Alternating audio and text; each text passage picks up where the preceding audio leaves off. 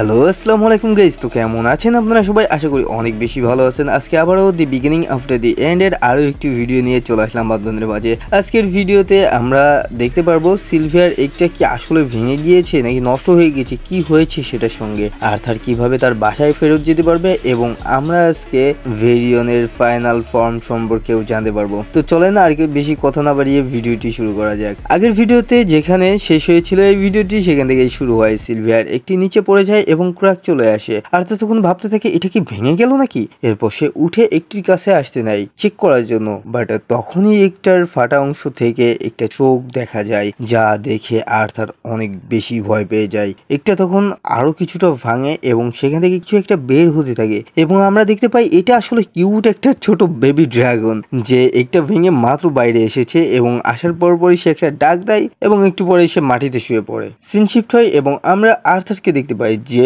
ওই বেবি ড্রাগনটাকে হাতে নিয়ে তার দিকে দেখছিল।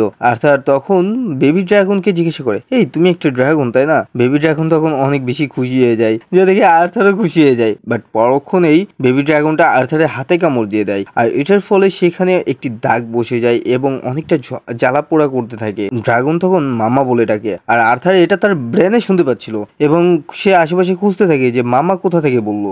এরপর সে খেয়াল করে এটা আসলে সেই বেবি ড্রাগনটা ডাকছে। আর্থার তখন কনফিউজড হয়ে যায়, বিকজ এই বেবি ড্রাগনটা যে ডাক দিল এটা কিন্তু আর্থারের মাইন্ড বা ব্রেনের ভিতরে সে শুনতে পেয়েছে, তার কানে না। বেবি ড্রাগনটা বারবার মামা বলে ডাকতেছিল, আর এই জন্য আর্থার তাকে বলে, এই আমি একটা ছেলে, আমাকে কমপক্ষে তুমি পাপা বলে ডাকো। বেবি ড্রাগনটা তখন আর্থারকে পাপা বলা স্টার্ট করে দেয়। আর্থার তখন সেই বেবি ড্রাগনটার নাম দেয় সিলভি, আর বেবি ড্রাগনটাও তার নাম অনেক বেশি পছন্দ করে। আর আর্থার সেটা ফিলও করতে পারে এবং বুঝতে পারে সিলভি তার হাতে যে কামড়টা দিয়েছে সেটার মাধ্যমে সে আসলে সিলভির সঙ্গে কথা বলতে পারতেছে এবং সিলভির ফিলিংস গুলো সম্পর্কে জানতে পারতেছে।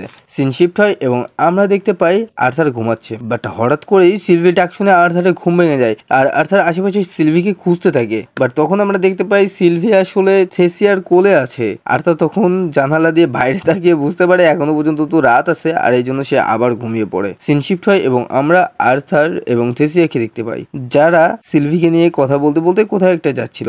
আসলে তারা এখানে ভেরিয়নের কাছেই যাচ্ছিল। যাই হোক, ভেরিয়ন তখন দূর থেকেই আর্থারের মাথার উপরে কোনো কিছু নোটিস করে, আর যখন সে খেয়াল করে দেখে তখন সে দেখতে পায় এটা তো একটা ড্রাগন। এরপর সে কিছুটা শান্ত করে নিজেকে এবং আর্থারকে বলে, তুই এভাবে শক দিতে থাকলে আমি কোনদিন মারা যাব, খুব তাড়াতাড়ি আমি মারা যাব। এরপর আর্থার তার বিস্ট উইল মানা কন্ট্রোলিং এর ট্রেনিং শুরু করতে থাকে। আর্থার তখন সিলভিয়ার উইল ফুললি অ্যাক্টিভেট করতে সক্ষম হয়। ভেরিয়ান তখন তার মানা core and new dragon beast উইলের পাওয়ার ট্রেনিং করাতে চাই। আর্থার জিজ্ঞাসা করে, তাহলে এটার জন্য এখন আমার কি করতে হবে? ভেরিয়ন একটা স্মাইল করে এবং আর্থারকে বলে, চলো একটা ফাইট করা যায়। আর এটা শুনে আর্থারও অনেক বেশি এক্সাইটেড হয়ে যায়। ভেরিয়ন তখন বলে সে এই ফাইটে তার বিস্ট্রিমারের ফুল ফর্ম ইউজ করতে চলেছে, যা শুনে আর্থার কিছুটা শকড হয়ে যায়, আর সঙ্গে সঙ্গেই ভেরিয়ন ট্রান্সফর্ম হতে থাকে। আর এটার ফলে সেখানে অনেক বেশি উইন্ড ফোর্স ক্রিয়েট হয়, আর ভেরিয়ন তার ফাইনাল ফর্মে চলে আসে এবং আর্থারকে উদ্দেশ্য করে বলে, চলো ফাইট স্টার্ট করা যাক। এরপর আমাদেরকে বিস্ট্রিমার্স সম্পর্কে বলা হয়। বিস্ট্রিমার্সরা মানা বিস্টের ইউনিক অ্যাবিলিটি ইনহেরিটেড করতে ক্যাপেবল, যেখানে ফার্স্ট স্টেজ অ্যাকুয়ারপেস হিসেবে পরিচিত। এখানে বিস্ট্রিমাররা তাদের বিস্টের স্ট্রেংথকে ইনহেরিটেড করতে সক্ষম, বাট সেকেন্ড স্টেজে ম্যাক্সরা তাদের বিস্টদের ইউনিক অ্যাবিলিটি এবং ক্যারেক্টারিস্টিক ইউটিলাইজ করতে সক্ষম। অ্যান্ড ভেরিয়নের ক্ষেত্রে সে অনেক রিসার্চ করে সেকেন্ড স্টেজটাকে আনলক করতে পেরেছে। সে এখন শ্যাডো প্যান্থারের ডেডলি পাওয়ার ইউটিলাইজ করতে পারে। ভেরিয়ন এরপর আর্থারকে সতর্ক করে, বাট আর্থার ভাবতে থাকে ভেরিয়ন থেকে সতর্ক করার পরে তার উপরে অ্যাটাক কিভাবে করবে। বাট আমরা দেখতে পাই ভেরিয়ন হঠাৎই এক প্রকার ভাবে গায়েব হয়ে যায় এবং আর্থারের পেছনে চলে আসে এবং তার ঘাড়ে হাত রাখে। আর্থার তখন ভেরিয়নের উপরে অ্যাটাক করতে চায়, বাট দেখতে পাই সেখানে তো ভেরিয়ন নাই। আর তখনই ভেরিয়ন অন্য দিক থেকে আর্থারের পেছনে চলে আসে, আর আর্থার তখন স্যারেন্ডার করে দেয়, বিকজ সে তো ভেরিয়নকে দেখতেই পারতেছিল না, তো ডিফেন্স কিভাবে করবে। ভেরিয়ন তখন নর্মাল হতে হতে বলে, আমি তো তোমাকে আগেই বলেছিলাম। আর্থার বলে, তোমার মুভমেন্ট অনেক বেশি ফাস্ট, আর আমি তোমার এই প্রেজেন্টটা পর্যন্ত ফিল করতে পারছিলাম না। ভেরিয়ন তখন এক্সপ্লেন করে বলে শ্যাডো প্যান্থাররা সাউন্ড অ্যান্ড উইন্ড ম্যানিপুলেশন করতে সক্ষম। এরপর সে আর্থারকে আবারও তার মানা ম্যানিপুলেশন ট্রেনিং স্টার্ট করতে বলে। এরপর আমাদেরকে বলা হয় ভেরিয়নের গাইডেন্সে আর্থার এখন তার ড্রাগন উইল এর ফার্স্ট স্টেজ স্টেজ কমপ্লিট করতে সক্ষম হয়েছে। ভেরিয়ন আর্থারকে তার বিস্ট উইলের প্রেজেন্সেও হাইড করার টেকনিক শেখায়। আর্থার ম্যাক্সিমাম টাইমে এমন ট্রেনিং করতে সময় কাটিয়ে দেয় এবং বাদবাকি যে সময় পায় তখন সে থেসিয়ার সঙ্গে বাইরে ঘুরতে যায়। অবশেষে সেই দিনটি চলে আসে। আর্থার এবং থেসিয়া এতদিন একসঙ্গে থাকায় আর্থারের যাওয়াটা থেসিয়া মেনে নিতে পারতেছিল না, অনেক কষ্ট হচ্ছিল তার, বাট স্টিল তো কিছু করার নাই। আর্থার রেডি হয়ে যায় তার নিজের বাসায় ব্যাক করার জন্য। গাড়িতে ওঠার আগ মুহূর্তে ভেরিয়ান তাকে একটা জিনিস দেয় যেটার মাধ্যমে সে এলফস কিংডমে খুব ইজিলি ঢুকতে পারবে। থেসিয়ার অনেক বেশি মন খারাপ ছিল। আর্থার তখন থেসিয়াকে হাগ করে এবং বলে, আমি তোমাকে অনেক মিস করব থেসিয়া, স্টেসে। থেসিয়াও তখন ইমোশনাল হয়ে কান্না করতে করতে বলে, আমিও তোমাকে অনেক মিস করব আর্থার। এরপর আর্থার তাদেরকে বিদায় জানায় এবং গাড়িতে উঠতে যায় এবং আমরা এই গাড়িতে সেই ফেরিত এপসার সেকেন্ডকে দেখতে পাই, যে আর্থারকে বলে, আরে দেখো দেখো কে এসছে, এটা হিউম্যান চাইল্ড আর্থার নাকি? তাহলে শেষমেশ তোমাকে কিংডম থেকে বের করেই দিল, তাই না?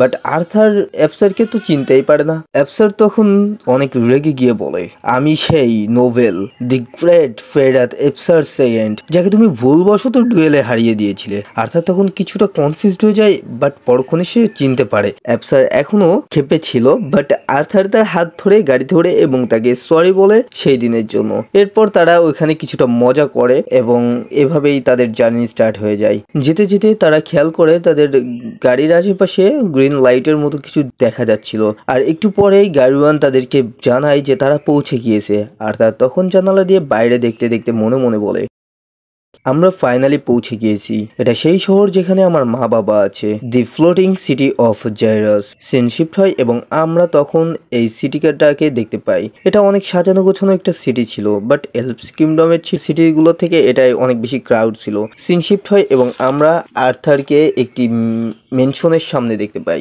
আর্থার সেই মেনশনের গেটের সামনে দাঁড়িয়ে সিলভিকে বলে, ফাইনালি আমরা বাড়িতে পৌঁছেছি। এরপর সে ডোরে নক করে এবং পাস্টের সিনগুলো মনে করতে করতে বলে, আমি প্রায় মারা যাচ্ছিলাম, আমি ইম্পর্টেন্ট কাউকে হারিয়েছি, আমি খুনও করেছি এবং আমি অনেক বেশি ট্রেনিংও করেছি, বাট এই মোমেন্টটা সেই সব সময়ের থেকে বেশি নার্ভাস লাগছে আমার। তখন আর্থার একটি বাচ্চা মেয়ের কণ্ঠ শুনতে পায়। এরপর একটি চাকরানি সেই মেনশনের গেটটি খুলে আর্থারকে জিজ্ঞাসা করে সে কাকে চাই। আর্থার তখন তাকে সম্মান জানিয়ে বলে, আমার নাম আর্থার লেইউইন, আমি জানতে পেরেছি আমার প্যারেন্টসরা এখানেই আছে। যা শুনে চাকরানিটা কিছুটা অবাক হয়ে যায়। আর তখন আমরা সেই চাকরানির পেছনে একটি ছোট বাচ্চা মেয়েকেও দেখতে পাই। আর একটু পরেই সেখানে সেই মেয়েটিকে খুঁজতে খুঁজতে আর্থারের মা চলে আসে এবং নিজের চোখের সামনে নিজের হারিয়ে যাওয়া ছেলেকে দেখে সে অনেক বেশি শকড হয়ে যায়। আর্থার তখন সেই বাচ্চা মেয়ের দিকে তাকিয়ে বলে, তাহলে এটা কি আমার ছোট বোন? আর্থার ইমোশনাল হয়ে কান্না করে দেয় এবং তার মাকে বলে, hi mom, I am home. আর্থারের মাও তখন কান্না করতে করতে আর্থারকে জড়িয়ে ধরে এবং বলে, আমি জানতাম ওই ভয়েসটা তোর ছিল, ফাইনালি আমার ছেলে বাসায় ফিরেছে। আর অন্যদিকে আর্থারের ছোট বোন তার মাকে কান্না করতে করতে বলতেছে যে, আম্মু তুমি কান্না করো না। এরপর আমরা দেখতে পাই কেউ একজন পাগলের মতো দৌড়াচ্ছে, আর এটা আসলে আর্থারের বাবা ছিল, যে খবরটা পাওয়ার সঙ্গে সঙ্গেই বাসায় চলে এসেছে। এরপর সে আর্থারকে জড়িয়ে ধরে এবং ফাইনালি ফুল ফ্যামিলি একসঙ্গে হয়। সিন শিফট হয় এবং আমরা আর্থারের ফ্যামিলিকে গল্প করতে দেখতে পাই। এরপর আর্থারের মা এলিকে বলে, এটা তোমার বিগ ব্রাদার। আর এলি তখন বলে, বিগ পাউডার? এরপর ছোট্ট এলি নিচে তার ভাইয়ের কাছে নেমে চলে আসে। আর্থারের মা এলিকে বলে, হ্যাঁ এটা সেই বিগ ব্রাদার যার কথা তোমার মা বাবা তোমাকে প্রতি রাত্রে ঘুমানোর আগে বলতো। এলি তখন আর্থারকে হ্যালো বলে। আর্থার তখন তার পাস্টের সকল স্মৃতি মনে করতে করতে এলির সঙ্গে হ্যান্ডশেক করে এবং তাকে হ্যালো বলে, যা দেখে আর্থারের মা এবং বাবা অনেক বেশি খুশি হয়ে যায়। এরপর আর্থার এই পর্যন্ত করা সম্পূর্ণ জার্নিটা তার ফ্যামিলির সামনে বলতে থাকে, স্টার্টিং থেকে একদম এন্ড পর্যন্ত। আর্থারের বাবা তখন সিলভিকে দেখে বলে, এটাকে? আর্থার তখন জানায়, যখন সে একটি মানা বিস্ট ডেন দিয়ে যাচ্ছিল তখন সে এই বিস্টটার মাকে দেখতে পায়, যে অনেক বেশি ইনজয়ার্ড ছিল এবং সে মারা যাওয়ার আগে সিলভিকে তার কাছে দিয়ে গিয়েছিল। আর্থার তখন আমাদেরকে বলে, এমনটা না যে আমি আমার ফ্যামিলিকে ট্রাস্ট করি না, বাট সিলভির কথা এখন জানা তাদের জন্য বিপজ্জনক হতে পারে। আমি যখন স্ট্রং হয়ে যাব আমি তখন তাদেরকে রিয়েলিটি জানিয়ে দিব।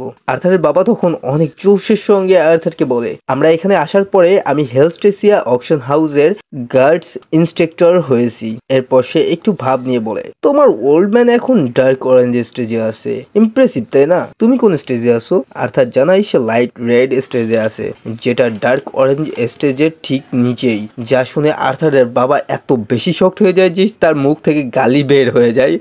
আর আর্থারের ছোট বোন সেই গালিটা আবার রিপিট করে। আর্থারের মা তখন এমন ভাবে আর্থারের বাবার দিকে তাকায় যে সে একদম চুপ হয়ে যায়। ভাই বুঝতে পারতেছো? এরপর সে আর্থারকে বলে, তুমি কি সত্যি লাইট রেড স্টেজে আছো? যাই হোক বাদ দাও, চলো আমরা এখন ব্যাকওয়ার্ডে যাব। যা শুনে আর্থার হাসতে থাকে। মানে আর্থারের বাবা এখানে আর্থারের সঙ্গে ফাইট করতে চাইতেছে। তো এখানেই এই ভিডিওটি শেষ হয়ে যায়। আশা করি আপনাদের কাছে ভিডিওটি ভালো লেগেছে। যদি ভালো লেগে থাকে তাহলে অবশ্যই একটি লাইক করে দেবেন এবং চ্যানেলটি সাবস্ক্রাইব করতে ভুলবেন না। আশা করি আমরা আপনাদের জন্য অনেক ভালো ভালো সিরিজ নিয়ে আসতে পারবো। ধন্যবাদ।